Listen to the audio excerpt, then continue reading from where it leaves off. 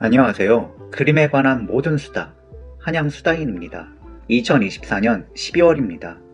12월은 한 해의 마지막이며 크리스마스가 있는 달입니다. 크리스마스는 기독교의 창시자인 예수 그리스도의 탄신일로 기독교의 가장 큰 명절입니다. 기독교는 유럽, 남북 아메리카, 오세아니아 대륙을 비롯하여 아시아 및 아프리카 대륙 일부에 퍼져 있어 크리스마스는 많은 인류에게 특별한 의미입니다. 하지만 여러 나라와 문화권에서 종교적 의미를 초월한 축제로 받아들여지고 있습니다. 크리스마스가 이러한 보편적 축제의 의미를 얻는 데에는 음악이 상당한 기여를 하였습니다. 크리스마스 하면 가장 먼저 크리스마스 캐롤이 떠오를 정도입니다. 크리스마스 한 달 전부터 어딜 가나 들을 수 있는 캐롤은 크리스마스의 흥을 돋우는 주역입니다. 캐롤은 주로 예수 그리스도의 탄생을 찬양하는 내용이지만 이러한 종류의 음악은 엄밀하게는 크리스마스 캐롤이라 불립니다. 캐롤은 중세시대부터 예수 탄생을 비롯한 기독교 관련 여러 주제의 민중가요였습니다. 그러던 캐롤은 시대가 지나면서 예수 탄생을 기념하기 위한 크리스마스를 위한 음악으로 특화됩니다. 그러던 캐롤은 청교도인들과 함께 북아메리카 대륙으로 전파되었고 청교도인들의 나라인 미국은 급격하게 발전한 대중문화와 자본주의를 바탕으로 크리스마스 캐롤을 상업화, 대중화하는 데 성공하고 미국의 헤게모니가 강력해진 20세기 동안 미국의 영향을 받은 한국을 비롯한 전 세계 여러 나라들에서 크리스마스 역시 기독교인들만의 축일 그 이상의 보편적 축제로 발전하는 데 성공합니다. 크리스마스와 캐롤의 특별한 관계에서 보듯 기독교와 음악은 상당히 밀접한 관련이 있습니다. 캐럴이 개신교가 등장하기 이전인 중세 시대부터 존재해 왔음은 크리스마스와 캐럴과의 연관성의 역사는 상당히 길다는 걸 의미합니다. 실제로 기독교는 초기 역사부터 음악을 종교의 일부로 수용하며 활용하였습니다. 하나님, 예수 그리스도, 성모 마리아 및 기독교 성인들을 찬양하거나 의식을 집전하기 위하여 중세 초기부터 성가가 지역마다 등장하였습니다. 그러던 중 제64대 교황이자 가톨릭 역사를 통틀어 가장 중요한 교황으로 꼽히는 그레고리오스 1세는 기존에 산발적으로 존재하던 성가 3천여 곡 이상을 수집, 통합하여 그레고리안 성가를 집대성합니다. 기독교 음악을 정리한 대종 그레고리오스는 기독교 음악사뿐만 아니라 서양 음악사 발전에 혁혁한 공을 세웁니다. 서양 음악의 전통이 이 그레고리안 성가를 기반으로 성립되었다고 해도 과언은 아니니까요. 세기가 흐르면서 기독교와 음악과의 관계는 더욱 돈독해집니다. 인간의 목소리만으로 표현되는 성가들은 민간에서 발전된 세속적인 악기들을 의식용 교회 음악들에 하나둘씩 차용하고 동시에 최신식 작곡 기법이 적용되면서 상당한 발전을 이룩합니다. 17세기에 이르면 급기야 미사와 같은 의식 때 사용할 목적의 음악들 뿐만 아니라 성경의 내용이나 기독교를 모티프로 음악극과 같은 감상을 목적으로 한 세속적 용도의 음악들까지 등장하기에 이릅니다. 현실 세계에서 중세 말기 이래로 유럽의 기독교는 면죄부 판매와 그에 대한 비판, 고대 그리스, 로마의 발견, 종교 개혁으로 촉발된 구교와 신교의 분리, 17세기 중반까지 지속된 구교와 신교의 종교 갈등, 18세기에 등장한 계몽주의와 그 결과 발생한 1789년 프랑스 대혁명으로 그 권위가 땅에 처박히게 되지만 오히려 종교음악은 18세기의 정점에 도달합니다. 음악의 아버지와 어머니로 찬양받는 바흐와 핸델, 이들의 후배 음악가인 하이든과 모차르트는 뛰어난 세속음악을 남겼지만 이들의 최고 걸작은 종교음악으로 평가받습니다. 베토벤의 역작인 제9번 교향곡, 합창은 세속음악이지만 기독교적 모티프로 가득 차 있음을 감안하면 18세기에서 19세기 초 기독교 음악이 얼마나 찬란한 영광의 순간을 보냈는지 쉽게 이해할 수 있을 겁니다. 기독교 음악이자 서양 고전 음악을 통틀어 가장 뛰어난 걸작을 꼽으라면 빠지지 않는 작품이 핸델의 오라토리오 메시아입니다. 1742년 57세의 핸델은 약 2시간 반에서 3시간에 이르는 방대한 작품을 고작 24일 만에 완성합니다. 단 한 곡도 버릴 곡이 없는 이 걸작은 1742년 초연 이래 매년 지구상 어딘가에서 무대에 올려지는 유일한 작품이라는 전무후무한 기록을 가진 걸작입니다. 실제로 한국에서도 매년 어딘가에서는 메시아가 공연되는데 주로 3월 말에서 4월 초 사이 부활절 기간 혹은 크리스마스 시기 즈음인 12월 정도에 공연됩니다. 예수 그리스도의 탄생에서 순환과 부활에 이르는 그리스도의 생애 전체를 내용으로 하기 때문에 기독교의 중요한 기념일인 부활절이나 크리스마스의 전혀 다른 성격의 축일 모두에 어울릴 만한 음악이죠. 하지만 이는 핸델의 메시아가 특별히 크리스마스를 위해 작곡된 음악이 아니라는 것을 의미합니다. 또한 오라토리오는 음악극의 형식이기 때문에 메시아는 의식적 용도의 음악이 아닌 세속적 용도의 음악에 해당합니다. 의식용 음악이면서 동시에 크리스마스를 기념하기 위한 고전 음악은 없을까요? 샤르팡티에의 크리스마스 밤의 미사는 이러한 기준에 꼭 들어맞는 음악입니다. 바흐와 핸델은 서양 음악이 본격적인 궤도에 오르는데 결정적인 기여를 한 인물들로 평가되지만 바로크 음악은 이들이 활동하기 이전인 17세기부터 시작되었고 18세기 바흐와 핸델은 그 마지막 시기의 음악가들입니다.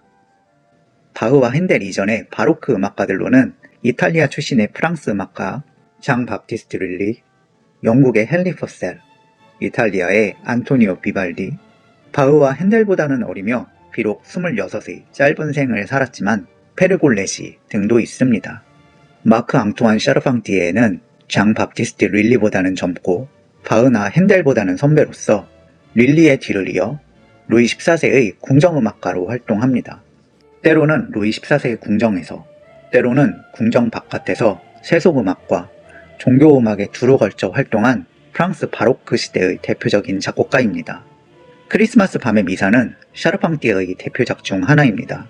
이 미사곡은 자신이 음악감독으로 재직하고 있던 당시로서는 지어진 지 50년밖에 되지 않은 파리의 예수회 교회인 생루이 교회를 위해 생애 후반인 1694년에 작곡되었습니다. 성경의 누가복음 제2장 제8절에서 제9절은 그 지역의 목자들이 밤에 밖에서 자기 양떼를 지키더니 주의 사자가 곁에 서고 주의 영광이 그들을 두루 비치며 크게 무서워하더니 라는 내용을 근거로 예수 그리스도는 통상적으로 밤에 태어난 걸로 여겨집니다. 이러한 신학적 전통에 따라 오늘날 가톨릭과 기독교는 12월 24일에서 25일로 넘어가는 자정에 각각 미사와 예배를 집전합니다. 샤르팡티에의 크리스마스 밤의 미사는 생루이 교회에서 크리스마스 자정 미사에 사용될 용도로 작곡된 의례용 음악입니다. 이 곡은 한동안 잊혀졌으나 프랑스 국립도서관에서 1996년 발견되어 세상에 다시 빛을 보게 되었다고 합니다. 키리에, 글로리아, 크레도, 상투스 엠 베네딕투스, 안누스 데이의 5파트의 20곡으로 구성되어 있습니다.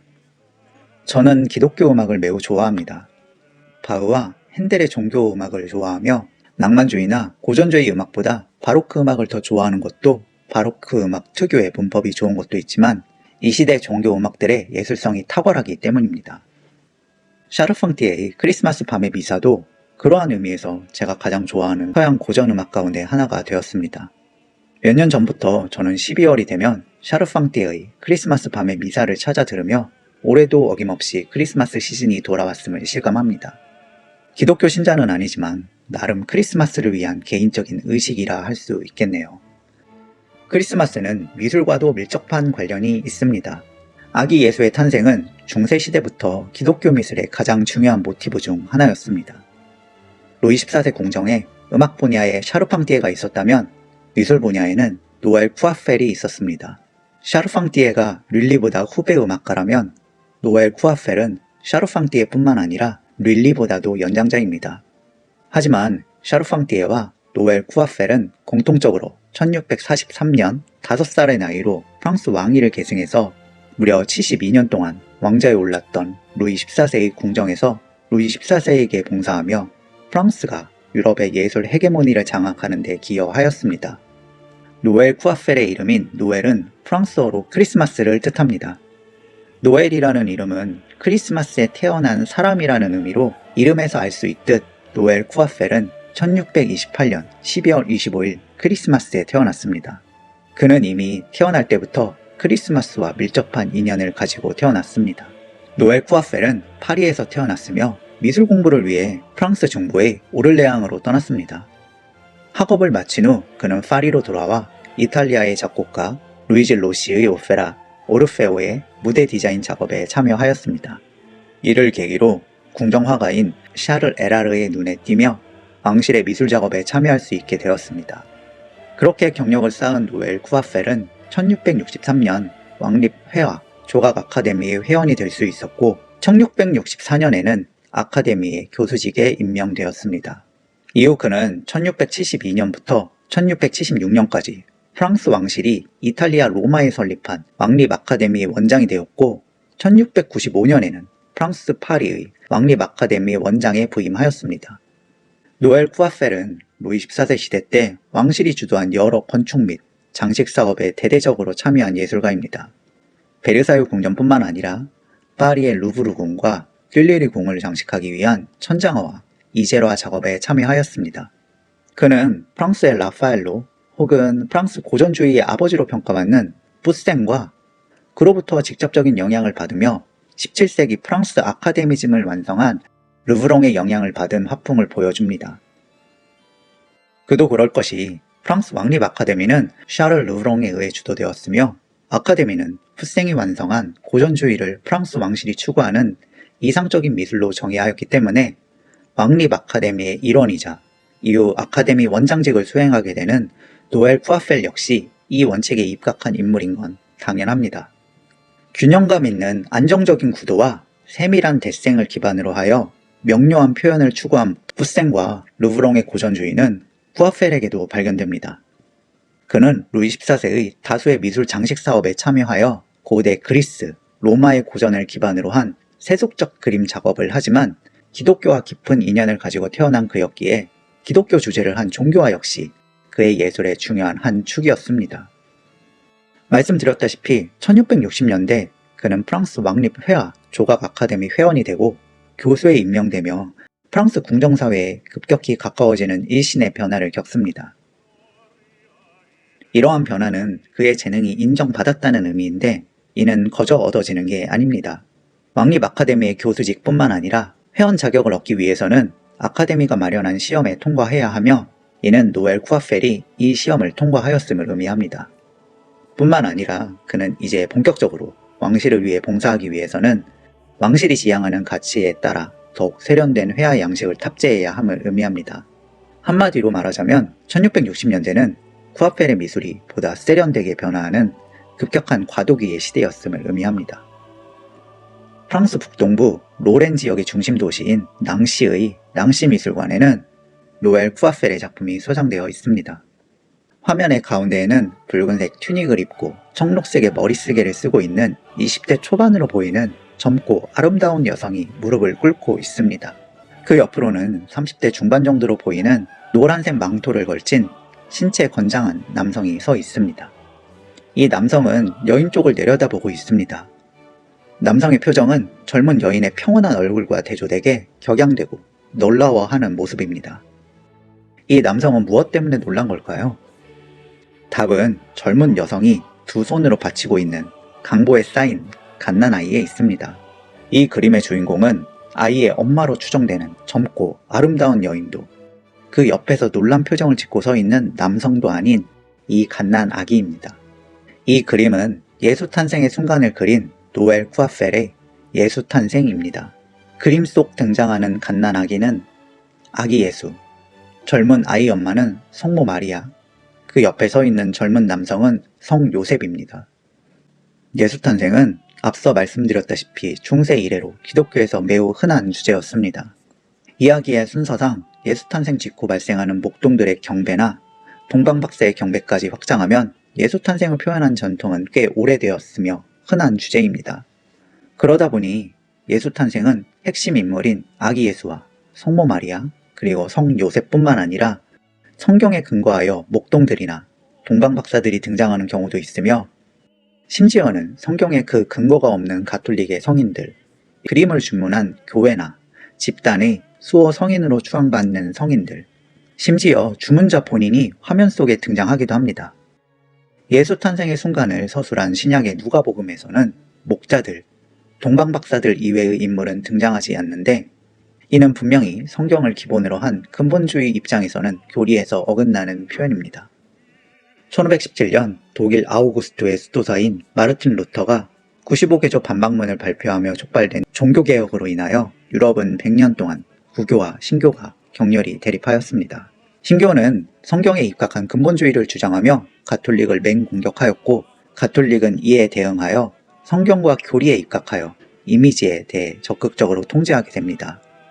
프랑스에서는 16세기 내내 구교와 신교가 잔혹하게 서로를 죽고 죽이는 내전을 겪었고, 그 갈등은 1598년 부르봉 왕조를 개창한 앙리 4세가 낭트 칙령을 발표하며 겨우 봉합되었습니다. 이후 앙리 4세의 손자인 루이 14세 시대인 1685년 낭트 칙령이 폐지되기 전까지 프랑스는 구교와 신교가 비교적 평화롭게 공존할 수 있었습니다. 이 시기 프랑스의 가톨릭 교회는 종교와 제작에 신중할 수밖에 없었고요. 앞서 언급했듯 프랑스 고전주의 회화의 아버지 푸생은 모호함이 없는 명료한 표현을 중시했는데, 그럴 수밖에 없는 게 개신교는 기독교의 이미지 사용에 비판적인 입장인데, 가톨릭은 개신교의 비판을 받지 않으려면 교리적으로 문제가 없거나 혹은 모호한 해석의 여지가 없게 명료하게 그림을 그려야만 했습니다. 예수 탄생의 순간을 묘사한 신약 속 누가복음의 2장 4절에서 19절의 묘사에 따르면 예수 탄생의 순간은 떠들썩한 축제가 아닌 오직 아기 예수, 성모 마리아, 그리고 성 요셉 등이 등장하는 역사적이지만 조용하고 경건한 순간입니다. 푸생 및 르브랑과 함께 프랑스 고전주의를 구축한 노엘 쿠아펠은 예수 탄생이라는 작품에서 예수 탄생을 신약에 등장하는 서술에 어긋나지 않으면서도 경건하게 묘사하였습니다. 성 가족을 축하하기 위해 눈에 보이지 않는 영적 존재인 두 명의 천사만이 등장하고, 이들 역시 나팔 등의 악기를 연주하는 대신 조용히 아기 예수의 머리 위에서 아기 예수의 탄생을 축하합니다. 성경에는 아기 예수가 밤중에 마국간에서 태어났다는 구체적인 서술은 없지만, 구교와 신교 모두 이 부분에 대해서는 교리적으로 동의하기에 한밤중을 표현하듯 주위는 어둡고 마국간을 상징하듯 성모자와 두 천사들 뒤로는 어둠 속에 황소가 조심스럽게 모습을 드러내고 있습니다. 피렌체와 로마의 이탈리아 중북부에서 발생한 르네상스 미술은 15세기 말에서 1510년대까지 레오나르도 다빈치, 미켈란젤로와 라파엘로를 중심으로 정점을 이룹니다. 우아미, 고요함의 미학과 적절성을 뜻하는 데코룸은 르네상스 미학이 완성되는 핵심 가치입니다. 우아미, 고요함, 데코룸은 1520년대부터 균열이 이루어졌고, 이러한 분위기는 17세기 초 중반까지 지속됩니다. 17세기 초 중반에 프랑스에서 푸생은 약 100년 동안 이어진 경향 대신 그 이전의 전성기 르네상스의 미학을 복원하는데 총력을 기울였고, 그 결과 프랑스 고전주의의 아버지라는 찬사를 받게 되었습니다. 쿠아펠은 푸생을 본받아 전성기 르네상스 회화에서 구현된 우아미, 고요함, 데코룸의 가치를 복원하고자 노력하였고, 그 노력은 1667년에 예수 탄생에서 결실을 맺습니다. 하지만 그는 직전 세대가 이룩한 예술적 성취에 대해서도 존중하는 태도를 보입니다. 그 태도를 예수 탄생에서도 찾을 수 있습니다. 쿠아펠의 그림은 17세기 초반에 이탈리아 바로크 회화에서 구축한 명암 대비법, 일명 키아로스쿠로 효과를 확인시켜 줍니다. 그림의 극적 효과를 극대화하기 위하여 카라바지오가 주로 사용하면서 유럽의 전역에서 유행하게 된 키아로스쿠로는 1660년대에 이르면 구시대적인 표현 기법이 되었지만, 그림 속 사건을 강조하거나 사건의 효과를 극대화하는 효과 그 자체가 사라진 것은 아닙니다. 새 시대의 미술가들은 그림의 주제에 따라 키아로스쿠로를 이용하기도 하지만, 카라바지오나 그 이전 세대처럼 강렬한 키아로스쿠로 대신 부드럽고 자연스러운 명암 대비 방식을 선호하게 됩니다. 쿠아펠 역시 예수 탄생에서 새 시대의 흐름에 따라 한층 부드러운 방식으로 세련되게 키아로스쿠로를 사용하고 있습니다. 쿠아펠은 화면 왼편에 위치한 성 요셉이 왼손으로 불이 붙은 양초를 들고 있도록 연출하여 보다 정제되고 인위적이지 않게 명암 대비 효과를 주고 있습니다. 그 결과 푸생식의 고전주의와 이탈리아 바로크 양식의 장점을 훌륭하게 결합한 가톨릭 종교화로서 기독교 교리에 위배되지 않는 수준 높은 작품을 완성할 수 있었습니다. 노엘 쿠아펠은 1707년 사망하였지만 그의 영향력은 이후에도 지속되었습니다.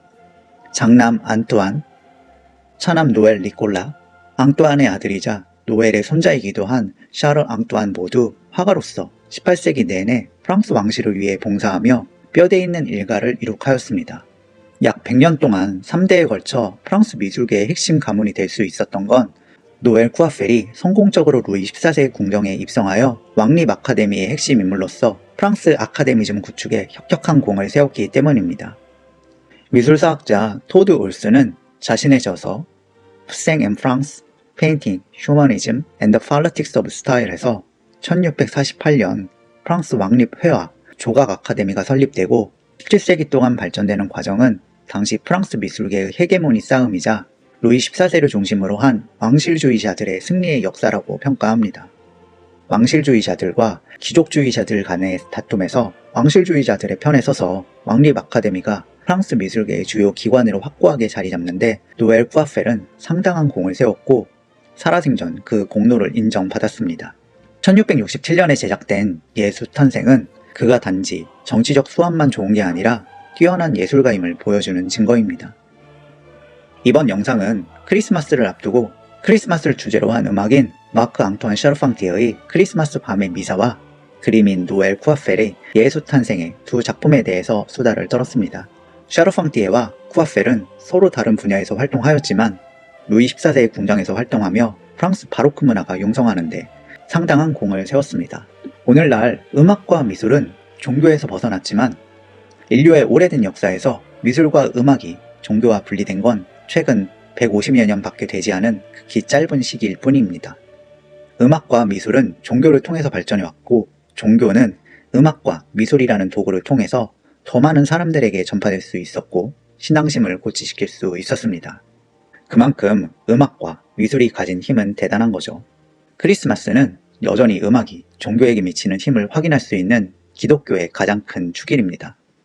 이번 영상을 통하여 오늘날에는 크리스마스 하면 크리스마스 캐롤이 가장 먼저 떠오르지만 캐롤 이외에도 서양 음악의 전통에서는 크리스마스를 축하하기 위한 또 다른 유형의 음악들도 있으며 미술 역시 미술만의 방식으로 크리스마스를 기념하는 역할을 충실히 수행했음을 이해하실 수 있으셨길 바라며 영상을 마치고자 합니다. 끝까지 시청해주신 분들께 감사 말씀드리며 구독과 좋아요 및 알림 설정 부탁드리고 지금까지 그림에 관한 모든 수다 한양수다인이었습니다.